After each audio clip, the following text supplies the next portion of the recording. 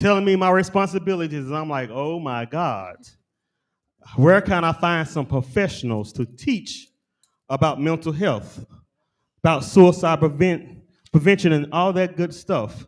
And I overheard Reverend Ballard talking to the host pastor, Reverend Jones, and I'm like, here we go. I got the panel that I want to have. So with us this afternoon, we have Miss Alexis Hill from Metro Public Health. We have Miss Sade Neely, Miss Tamara Crutcher, and Tiffany Brown from First Baptist Church. So First Baptist representing, but we all Christians. So we're gonna just anoint y'all CMEs for this section. So to start us off, Miss Sade Neely is gonna come introduce herself, and she's gonna give us a presentation when it comes to what she's doing. She partnership at First Baptist. They have a mental ministry at First Baptist. So I want her to share that with us. And maybe that is something that we can do in the East Tennessee region. We got a lot of family members, we got a lot of friends, but we got a lot of church members that are suffering from depression that us pastors don't know about. We have a lot of kids that went through COVID-19 that are suffering from those lockdowns that we don't know about. So hopefully today this is just be a little iceberg, a little tip to get us in the right direction. So Miss Sade, it's all yours.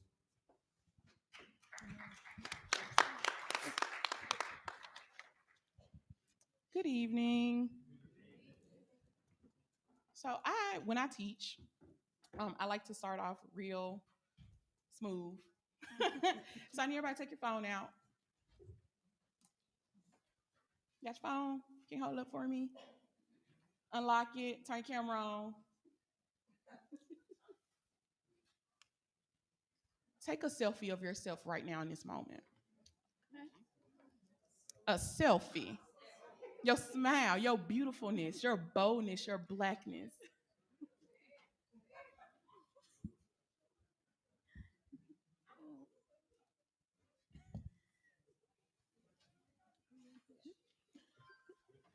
So I'm gonna introduce myself before I start. So my name is Sade Neely. I have been doing social work now for a year and a half. Before that, I was a teacher. So I started in high school. It was all right. That wasn't where God needed me to be. I quickly found that out because, our kids are our kids. I left high school. I went to middle school. And in middle school, that's when I started to notice the crack. I left middle school and I ended in kindergarten. And I had babies that were 5 and 6 years old that didn't know how to regulate their emotions, tearing up classrooms, cussing out teachers, throwing chairs, assaulting other students. And I would go home every night crying. So I asked God, along with my significant other, I was like, hey, want to quit teaching? Like immediately. And he was like, what do you want to do? So I was like, I don't know. Let me talk to God about this. And we talked from January to February. February, God was like, go resign. I was like, really? How we gonna pay some bills? God was like, I got you. The whole time I didn't know that my undergrad degree, which is in psychology, God was going to use that to help me help the people that look like me, but especially help the church. So many of us don't even understand that before we were 18 years old, we was predispositioned with diseases that did not belong to us. Depression doesn't belong to us. Anxiety doesn't belong to us. Suicidal thoughts don't belong to us. But because we experience things, adverse childhood experiences, those are things that attach themselves to us. I need you to look at the picture that you took. Label your picture. The label that you put on your picture is how you see yourself.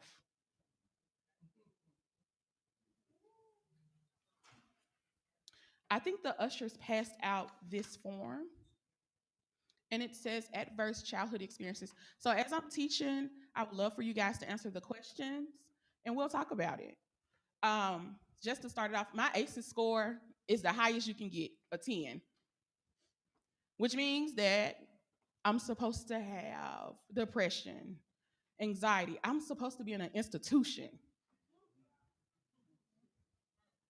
But because of a parent who understood that mental health was important and that God placed people in this earth with sense to go to school, to become licensed, to help us break generational curses, because that's what it is, it's a generational curse. I was able to get what I needed. I stand before you a very educated Black woman working on degree number 4, just bought a house, have 3 kids that are amazing little human beings, and about to get married in a couple of months. But my ACEs says that I shouldn't be this. I should be here on medication, going crazy, not knowing who or what I am. I think, well, I can't see the PowerPoint.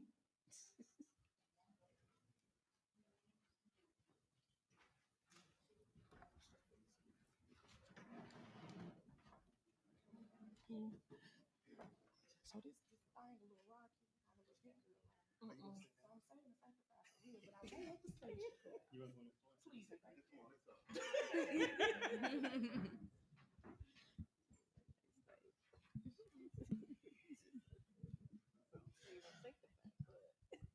I'm sorry.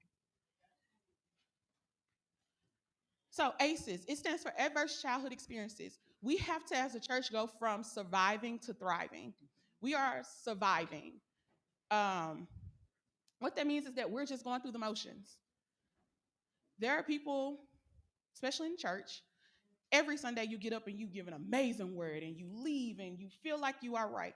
And when you get home, you're facing those same demons. That's because you have an ace that you have not dealt with. Can you go to the next slide for me, please? What is the adverse childhood experience? It's a childhood experience of abuse, neglect, family dysfunction. People think that family dysfunction just means that I didn't have both parents in the household. It does not mean that.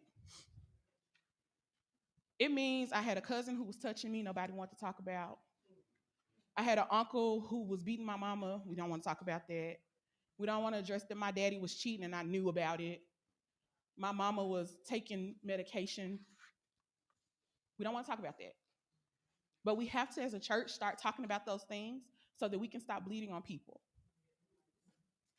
The impact. These incidents harm social, cognitive, and emotional functioning of your children. We are grown children walking around that have these things going on. Everyone has a 5-year-old child inside of them that is yelling for help.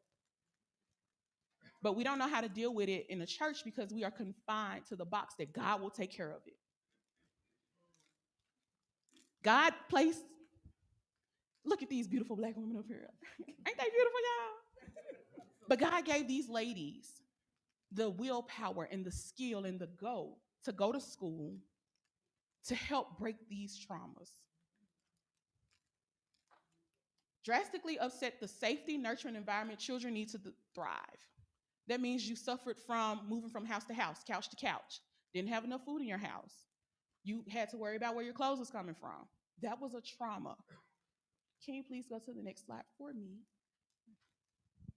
So one of the largest studies that was done was called an ACEs survey. It was done from 1995 to 1997. Initially, it was not done to include us. It was done to include white people who was middle class, who had health insurance. That's it. Then years later, somebody was like, well, let's expand our horizon. We're going to do Black people, college educated, got insurance. And then they noticed that those Black people and those white people had something in common. They had a trauma. So then about 5-6 years ago, they expanded the search again. And they're actually redoing it to include COVID-19 and how it has impacted us as adults and our children. COVID is one of the most craziest things that could have happened to America when it happened. Because now what we're seeing in the classroom is children are coming back to school, can't regulate. I don't know how to deal with no. You have adults that don't know how to deal with no. You have adults walking around thinking that they're depressed, and it's not depression. It's, I need you to go back to your 5-year-old self and deal with your 5-year-old hurt. What that looks like in the church is we have people who, on Sundays, you see them worshiping, you see them in their space. They're in their zone with God. It's them and God. But when service over at 11:30, they go back to their addresses. Their curtains are pulled. Their house is dark. They're alone with just them and their thoughts. How do we change that? Next slide. So, abuse. The survey showed that 10.6% of people have lived in a household with abuse. People think abuse just means me putting my hands on you. It doesn't. My words, taking food from you, taking cars, that is abuse. Mental illness.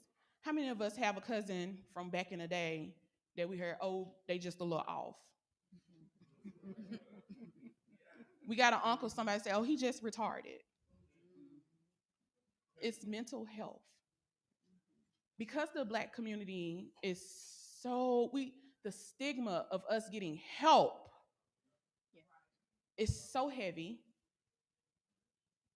that we got people walking around here mentally losing their minds. And it's not even I'm mentally losing my mind. It's I really need to deal with some stuff that happened in my past. But because I don't have access to health insurance, I don't have access to therapists that look like me, sound like me, been through some stuff I done been through. We don't approach it. We have people, an adverse experience can be an incarcerated relative. How many of us before 18 had a relative that was incarcerated? That changes your brain. It changes the way you see life. It changes the way you view things. You have a mother who was treated violently, or you lived in a single parent household. Divorce. We don't want to talk about divorce in the church. I don't know why. We talk about marriage, we make it look good, we make it look all sweet and pretty. I am here to tell you, okay, divorce is real. I am a child who my father was a bishop before he left this earth. And my mom and my daddy divorced when I was 11. As much as it was hush hush, kept quiet, no one ever stopped to talk to the children to see how we were doing. It changed my viewpoint in relationships. Because in my mind, I'm like, well, you tell me God ordained this and it's so beautiful, so why are you leaving? So as an adult, I had to deal with anxiety, relationship anxiety. And didn't know why I was going from relationship to relationship, from friend to friend, I was like, what is this? It took for me to go sit on somebody's couch. For them to say, oh, that 11-year-old girl is screaming like, hey, do you see me? Do you understand this divorce is not just you and him, it's all of us because we're here together. Next slide. So ACEs looks at our past history of abuse, current health status, current living situation. Next slide. So now the new conversation is shifting. How do we go to what is wrong with you? So what happened to you? I now with my families, I don't even ask them what's wrong. So I deal with families every day. Families that have lost their kids to the state. We don't have the conversation is what's wrong with you. We have the conversation of what happened, why are we here, how can we move from this place? When I meet with my church people, right, I ask them, my favorite thing to start conversations is if you can describe your life in a Disney movie, what would it be? You would be amazed how many people view themselves as a villain. And these are clergy members. These are members who lay hands on people, but they're bleeding. Next slide. So you all have the ACEs survey. It talks about physical abuse, emotional abuse, sexual abuse, alcohol and drug abuse in the household, an incarcerated family member, someone who was depressed. Again, depression is one of those things that we don't want to talk about. There are people walking around that are functionally depressed, and then one thing changes and it's over. Like I said, that selfie you took, you labeled your selfie. One thing I tell my people, depression don't live here. It doesn't dwell here. Depression is not something I inherited from my mama, from my daddy. I was born with it. No, it's my life happened and I couldn't deal with it. So now I've attached a name to me that don't belong to me. Next slide. So we need to change our brain chemistry. We need to go from derailed thoughts and traumatized brain to healthy brain. That means we're changing our thoughts. We're controlling our emotions. How many of us lose control when we're angry? I'm a parent. I lose control all the time. I can be honest. I'm very transparent. But what I teach people is, in your angry moment, walk away. It's hard, especially when you got kids. It's hard because you want to respond. You automatically want to react. But in me reacting, guess what I'm doing? Creating a trauma. So now this 15-year-old kid who has a mama that went off on him grows up to be this 30-year-old man who don't know how to react and interact with people. Basic survival. We have to go from flight or flight. We are always in that flight or flight. Have you ever met a person who, anytime you talk to them, they automatically tense up? Have you met people outside of Sunday service and they're not the same people that they are in Sunday service? Because they're in fight or flight. I'm in flight or flight. In service, I'm anointed. I'm covered in the Holy Ghost. The Lord has me. But when you see me on the street on Monday morning at 8 o'clock, and life has lifed before 8 o'clock, don't talk to me. Don't look at me. I don't want to talk to you. I don't want to deal with you. My attitude nasty. Because I'm in flight or flight. Next slide. So what is the lasting effect of ACEs? Obesity, diabetes, depression, suicide, STDs, heart disease, cancer, stroke, COPD. These things are all tied to our emotions. They are not predisposition in your body. They are tied to your emotions. Your emotions can have you around here sick and crazy. I've seen women, and I got to interview a lady who was like 102 years old. And I asked her, how did she make it to 102? And she said, baby, by God's grace. She's like, also by letting stuff go. That hits so hard because we don't know how to let go. Because we haven't been taught how to let go. Everything is not yours to eat on your plate. Behaviors. Behaviors is a lasting effect of ACEs. When you have adults walking around, nose all in the air, can't talk to them, that's a trauma. They're guarded. They're protecting themselves because they don't want to get hurt again. Then you have our children. It looks different when our kids act out, right, from an adult. They're protecting themselves.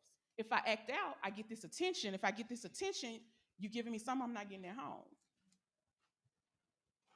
And your life potential. This one is the one that took me out a little bit. People think that children choose to drop out of high school. That is not a choice. It's life is lifing and it's kicking my butt. And the only way I see escaping life is to leave school. Because that's a commitment I don't have to commit to anymore.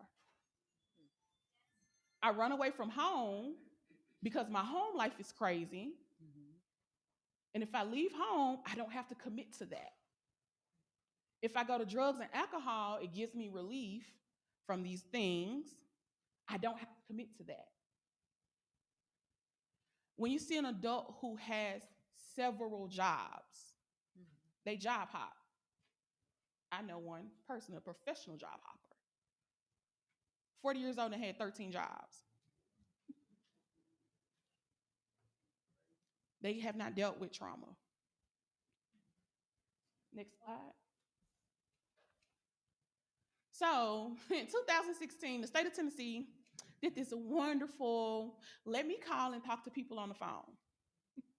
Didn't know who they was talking to. Didn't know if they was white, black, poor, middle class, rich.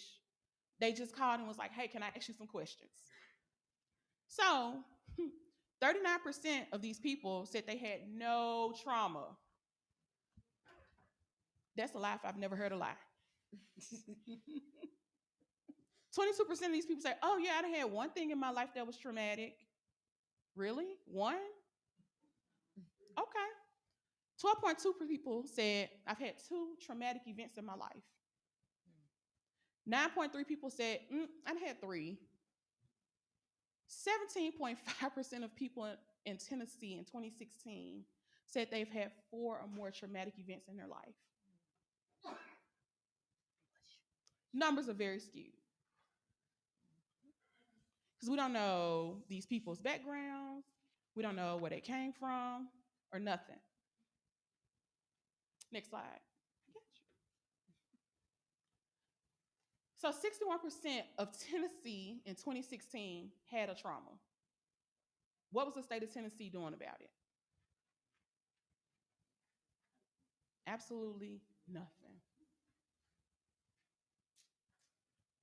Next slide. 27% of people had 3 or more ACEs. That is, look at the row of people sitting next to you. Somebody on your row then had 3 or more ACEs happen to them before 18. Next slide. So how do we change the cycle? Philosophy and approach, policies and funding, programs and services, and professional practices. My favorite one to hit on is programs and services.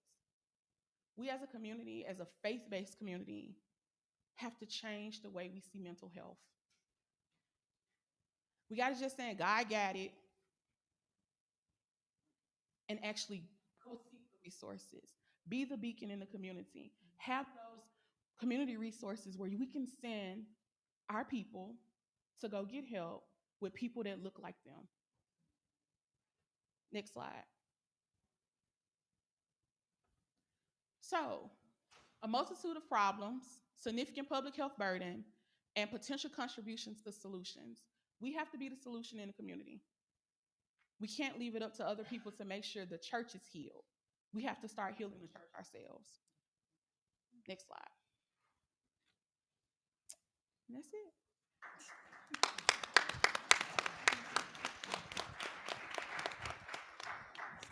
Hey man, thank you, Sister Nilly, for that wonderful presentation. I'll let y'all introduce yourselves. If y'all want to give a little bit before we go to the next part of this discussion. Good evening. How's everybody doing? Good, good. My name is Alexis Hill. I work for Metro Public Health Department based out of Nashville, Tennessee, and I work in the Behavioral Health and Wellness Division. My role is a community health educator. So what I do is strengthen the relationships with our communities, specifically the African American community, and talk about mental and behavioral health topics such as suicide awareness and prevention. We do cover ACEs as well. We also cover substance use disorder, specifically the opioid overdose epidemic that we are experiencing in Tennessee that is disproportionately affecting Black people. And we also cover other topics in relation to substance use assessments. We also do wraparound services to provide people with resources that they need for disability and things of that nature. So it's a little bit about me. Hello, everyone. My name is Tamara Crutcher, and I am here today on behalf of First Baptist Church. I am one of the ministers there. I'm a part of the mental health ministry as well. And then in my day job, I do behind the scenes of community mental health services, as well as I provide therapy part time from children to elderly on up there in age. And so one of my passions is about mental health in the church, mental health in the faith based community. So it's a pleasure to be here this evening. Good evening. My name is Tiffany Brown, and I am also a minister on staff at First Baptist Church. My mental health involvement is with the mental health ministry at First Baptist Church. I am the leader of we just recently launched that ministry. It During my time in serving at First Baptist Church, I was over the prayer ministry for 5 or 6 years. And prayer is good, but people come and pray, but they still were not their needs were not being met. And so my heart went out to those individuals who were having issues. And it's like, it's more than prayer. It's more than prayer. People are hurting. People are coming to church Sunday after Sunday and not receiving the help that they need. And what better place than the church, somewhere where you get your spiritual support from, where you don't feel comfortable with sharing, or you don't feel comfortable with seeking out help. And so with the COVID, and our pastor saw a need, like, hey, we need there's a need here. And then with a couple other members in in our church, we gathered together and we launched our mental health ministry. And so in the beginning stages, we are just doing a referral service for our members, so referring out to the community. And I am also in school for chaplaincy at Dallas Theological Seminary to tie that in with that mental health.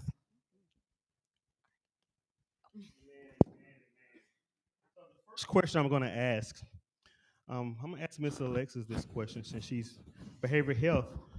Can you give us some tools as clergy, as laity, as missionaries, to find balance or help people find balance when it comes to the mental health side of the arena? Yes. When it comes to finding balance, the most important thing that clergy members can do is talk about mental health in the church. We really need to talk about it. We can no longer say what happens in this house stays in this house. How many people heard that growing up? We can no longer say you have to be strong. How many people heard that too? It is okay to also know that we are humans, and humans have emotions. Humans have ACEs, adverse childhood experiences, trauma even happening in adulthood. We have to talk about it. So one thing that we are focusing on through my division is we have a suicide prevention coalition that is for the African American faith communities to raise more awareness, to encourage pastors and leaders to get more education and resources on when someone comes to you. How do you even have the first discussion with them? Are you okay? How is your mental health? Are you having suicidal thoughts? Could you be taking certain medications? Might you be misusing certain medications, certain drugs and substances? Are you experimenting with those things? Because maybe you're dealing with something that is eating you alive and you just don't have the language to ask for help and even talk about it. So certain things have to start within the church first, and then that can disseminate out into the community to continue to strengthen and improve our Black communities. Sister Crutcher, I'm going to ask you, finding balance, political side of the house. What's some pointers from you? So right now we have a very televised, a very constant 24-hour news cycle, right? And what parents The church, one space that we fail to is that we don't talk about you can turn the TV off. We don't talk about how to actually deal with so and so's on the news, the police brutality. We don't talk about the environment, the tone, the voices that are being spoken, but yet we talk around the children. We don't bring them into the discussion. And so that's one of the first things that we can do as a church is create safe environments where kids can speak up. They're not blind, they're not oblivious, they have access to the same news. Some of them are up 3, 4 o'clock in the morning before school, consuming social media, consuming, news stories. Somebody's teaching them. Where are we? The world has an answer for our children. The world has a lesson plan for our children. But when they go to church, they just see everyone half asleep, or either they're worshiping, get back outside of the church, and they hear the anger, the frustration. We go to the voter polls. We don't tell the children even about selecting a good candidate. I know we don't have very many, but we can still talk with that with our children, right? Again, the world is talking to the children. The world has its agenda.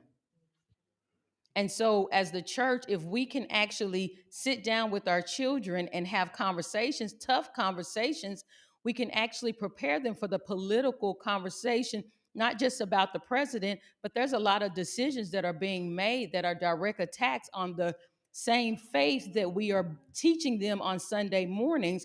And so, if we're not going to have that conversation with them so that they can develop healthy identities, that means that we're basically saying it's okay for the world to tell them who they are. Does that make sense?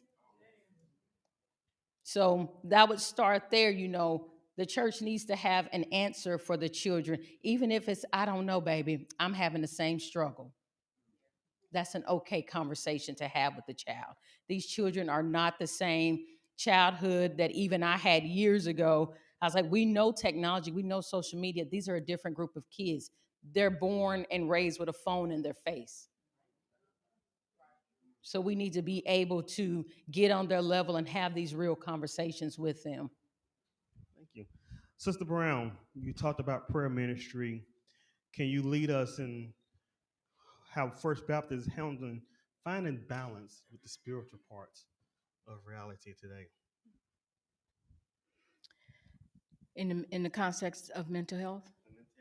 Yes. So However you wanna- how do we balance it with prayer?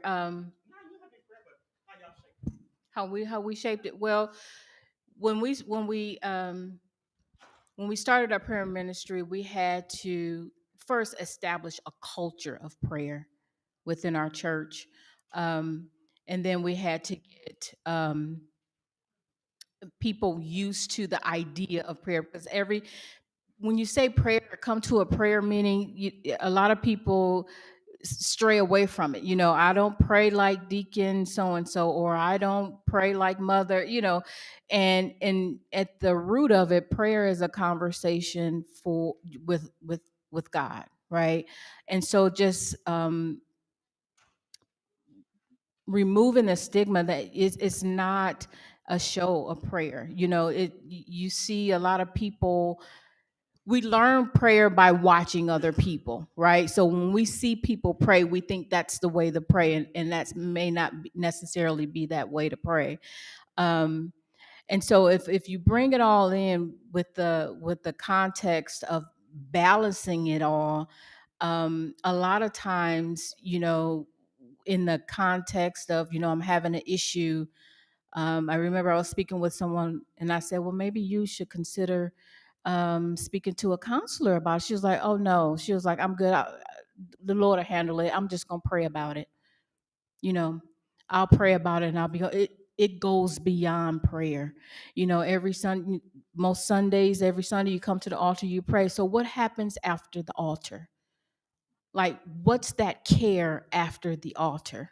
And so when we have to be intentional about meeting the need of the individual beyond the prayer space. Prayer is wonderful. Prayer is a necessity, and prayer is a command that we should be doing, right? But it's so much more It's so much more, and in breaking that stigma of mental health. I know coming up, going seeing a therapist was, you crazy, something wrong with you, and that's not something that we would do. But now, my friend here said we need Jesus and prayer. Like prayer and Jesus and a therapist, sorry, Jesus and a therapist. So prayer is an essential part within the context of keeping your mental health healthy, if that makes sense, right? But we also need to reach out and get assistance if that needed. So the thing is, like, prayer is not the only thing that's going to fix it. It goes beyond it. And so when we remove that, if us as a church able to say, hey, it's okay. Yes, we're going to pray for you. Yes, it could be it. Yes, it could be demonic. It could be, cast out, but it's most of the time it's more than that. Amen. Sister Neely, can you tell One us some second. pointers about finding balance with social unrest? We've been in some years of social unrest. How can we as a community find balance in that? So one of the most powerful and beautiful things is pen and paper. We have gotten out of pen and paper because we are a society of Facebook Live, Instagram, Snapchat, TikTok. But if you put pen and paper, it's so how I train my families that are dealing with issues with the state and socially, right? When you're writing, that's you and whatever God you believe in your space. We have to stop holding it in and start putting it on paper. Um, the other thing is the power of breathing. People don't understand a breath can change everything. Learning how to walk away and say, you know what, this is not my fight today. Socially, we want to post everything on Facebook. It bothers me so bad when people get into it in the church. And you can know all the church business just by going on Facebook instead of having the simple conversation. Society wants us to tear down our faith so bad. They want us to believe that the God we serve is not God. But socially, God is who he is. God is, he is that he is that he is. But he also give us these resources to say, hey, let's go have a conversation. That's called being an adult. We don't want to be adults anymore. Again, we want to run to social media and put all the business on social media. Your truth, my truth, and the truth are very separate things. So we have to stop. Socially, we have to get back to literally having those most undifficult conversations, writing our thoughts out on pen and paper, and teaching our children that.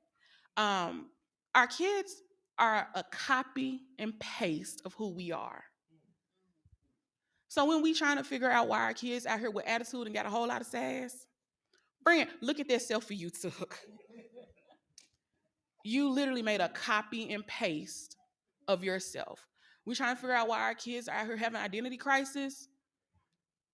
You are a copy and paste. Your children are having identity crisis in society because you were having some form of an identity crisis and you didn't know how to deal with it. So you dressed it up and you made it look cute. It has to stop. It ends with us. It ends with the church. It ends with us ripping that band-aid off so we can get some fresh air on this wound. Now let's deal with it.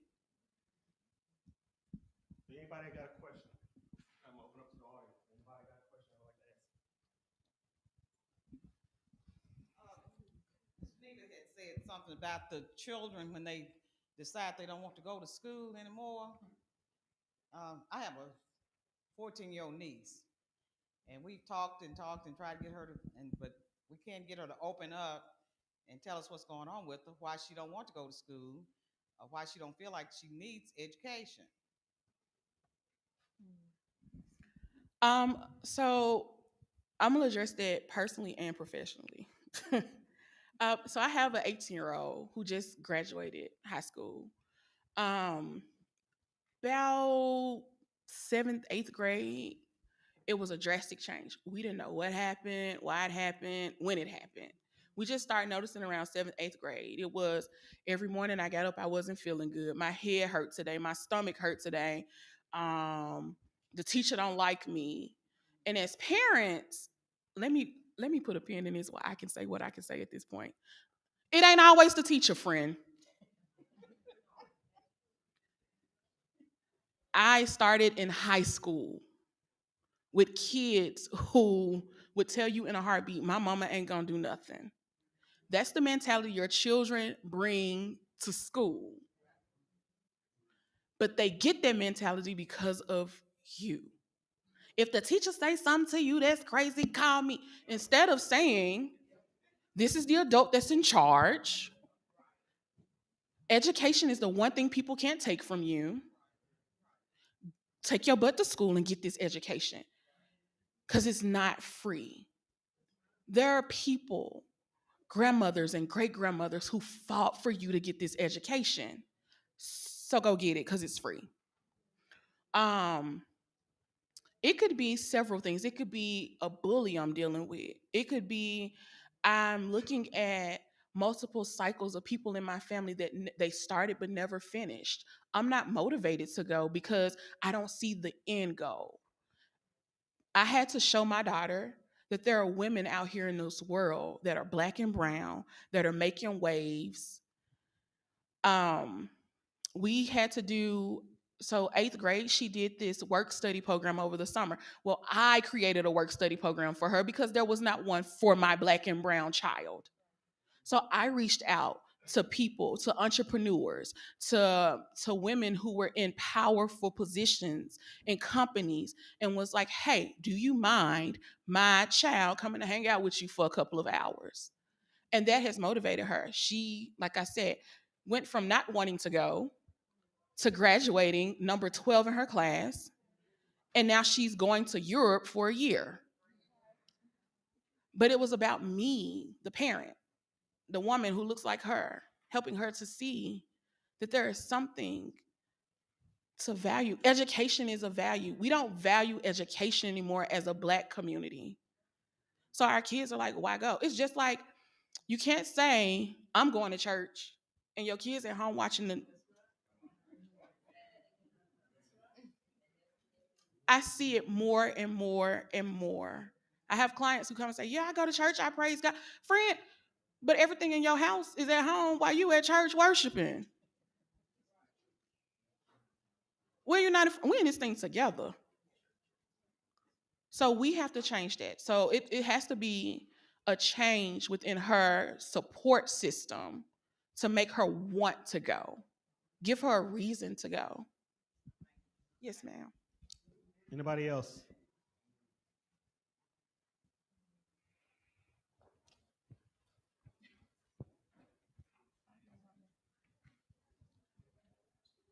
Thank you, Erica Dunbar, and thank you for that question. I have kind of a response to that question. I just left the Children's Defense Fund where I was asked to do a presentation on womanist approaches to child well-being. And so I did this workshop on womanist approaches to child well-being, but I knew that I could not develop a theology on child well-being without listening to the child, without learning from the child. So what we did was we went to the Children's Defense Fund's Freedom School, and I was co-presenting with someone else, and we took a prompt, and the prompt was simple. We asked the children to create a piece of art that would teach us what they needed to be their best self.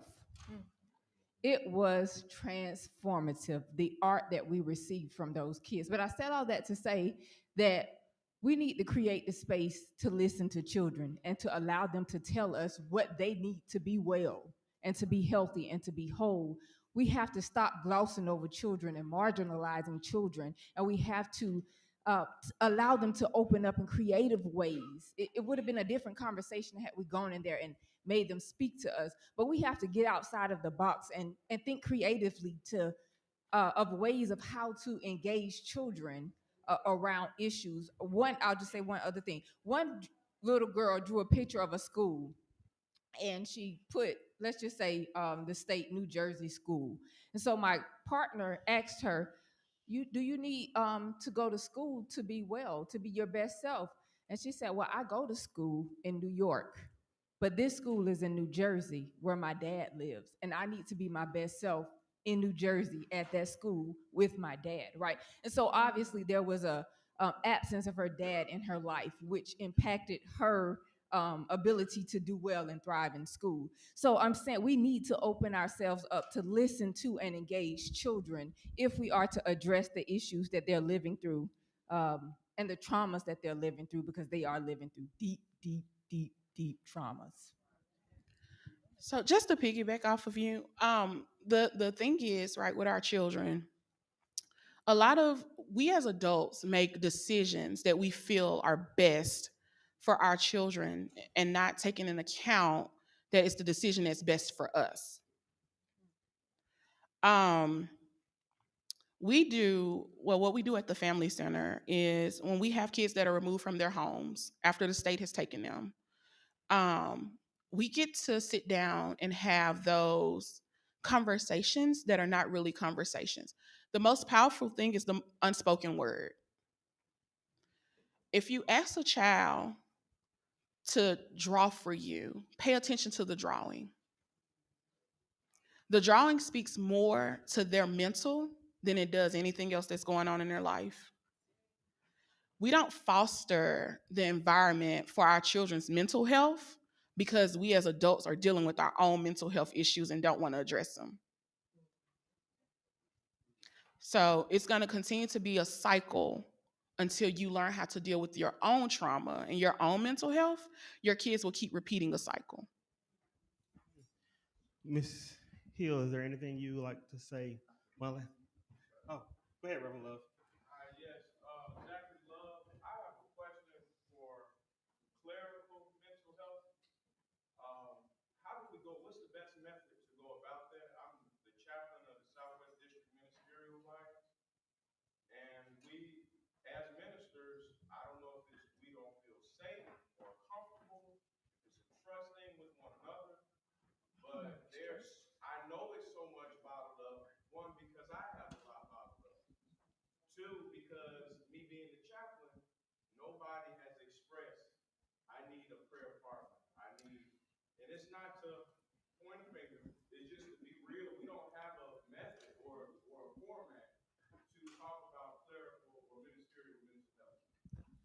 Can I can all of take y'all that one. just give you little shots real I fast? was gonna say I can do this real fast. So as a member of clergy, I have dealt with suicidal thoughts. I have served at church, had suicidal thoughts upon leaving church. And it was the hardest battle within me to take my own advice, because now you're worried, what am I going to look like? What are people going to think? How are they going to look at faith? And the Lord had to remind me, I told you, in the multitude of counselors, there is safety. That's his word. And so one of the things that we began to look at the church is partnering with Christian-based counseling centers, where people can go, they can refer, they're not a part of the actual church. Looking to see what are your resources around you, bringing in other churches that have counseling centers already there and talking with them about potential partnerships and things of that nature. And then making sure that not only are we training our staff, but we are also prepared to send our staff to wherever we need to go, and just kind of starting to look out for one another more and more.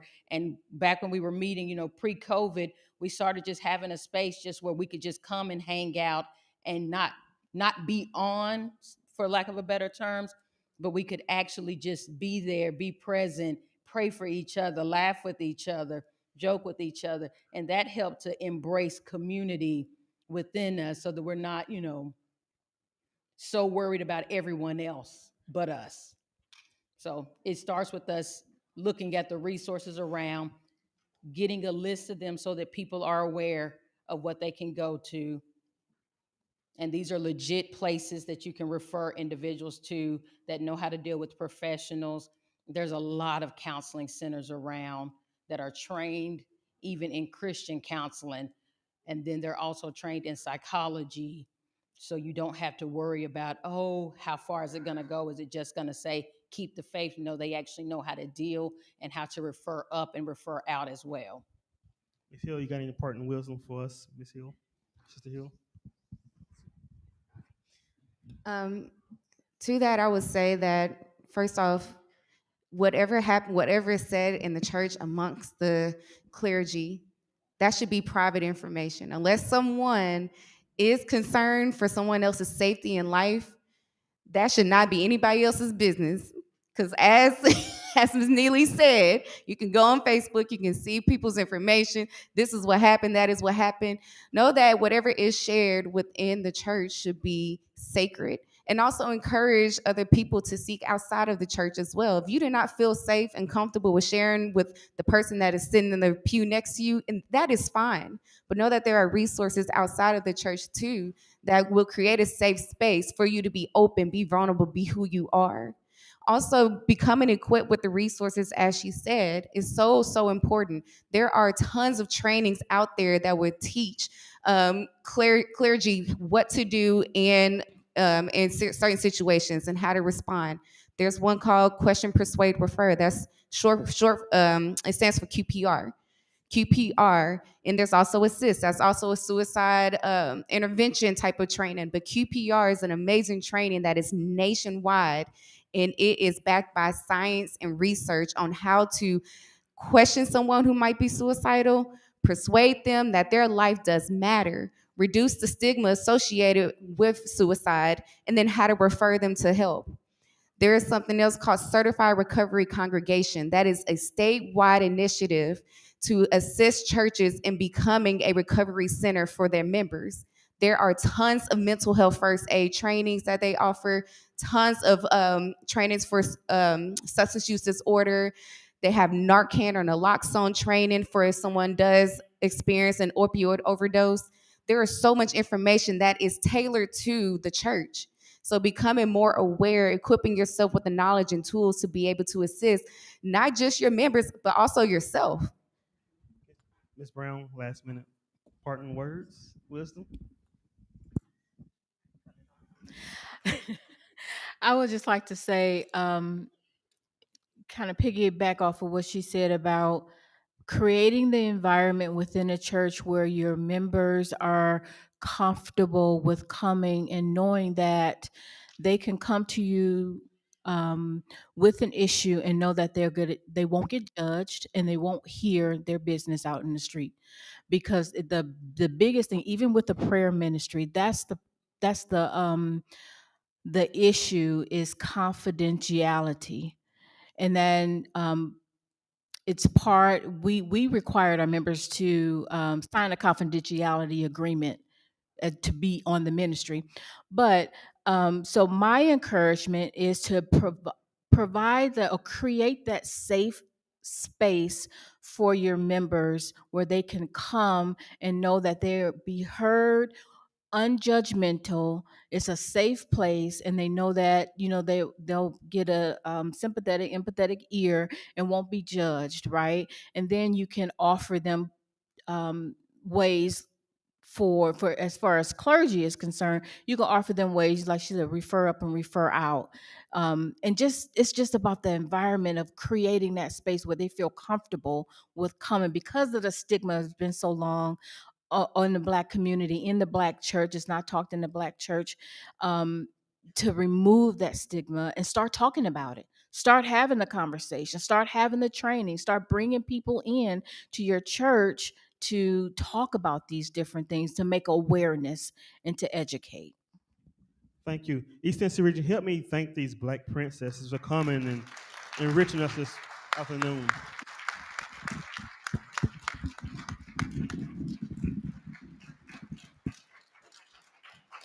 Bishop Thomas, any would you like to any remarks, Bishop Thomas?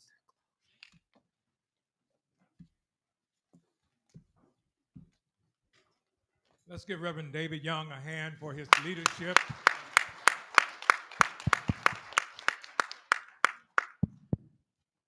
Thank our panelists for coming and for sharing with us. Um, Reverend Young is the conference intern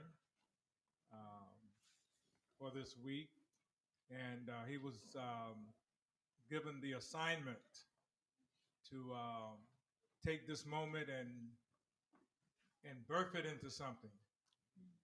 And let's give God some praise for him getting the memo.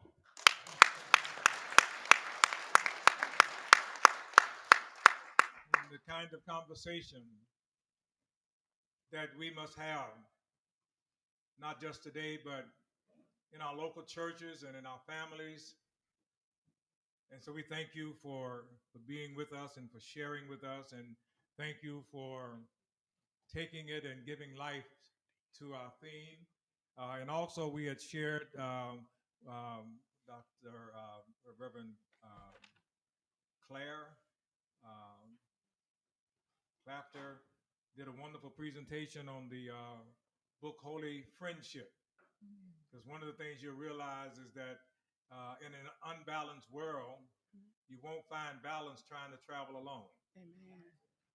And so thank you. And we have to get out of the missionaries' way. They're ready to march.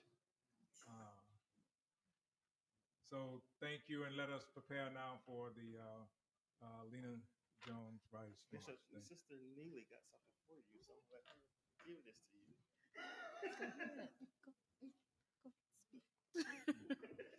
No. I want to thank you for giving us this space to have the undifficult conversation about helping break the cycle in the Black church. So from Steve. Thank you very much. Thank you so much. Thank you. And let me say that on the 12th of August in Memphis, the area churches in Memphis are having a health expo, and they'll be dealing with mental health and other health-related issues as well. And we want to really work toward developing a very strong health ministry and certainly work with our connection with the Conference of National Black Churches to address some of these issues. So thank you so much for being here, and thank you for the gift. I really appreciate it. Thank you so much. If you have any questions, the ladies might be in the hallway. You can ask them questions as we transition to the missionary program. Once again, thank you on behalf of the East Tennessee region for coming and being with us today.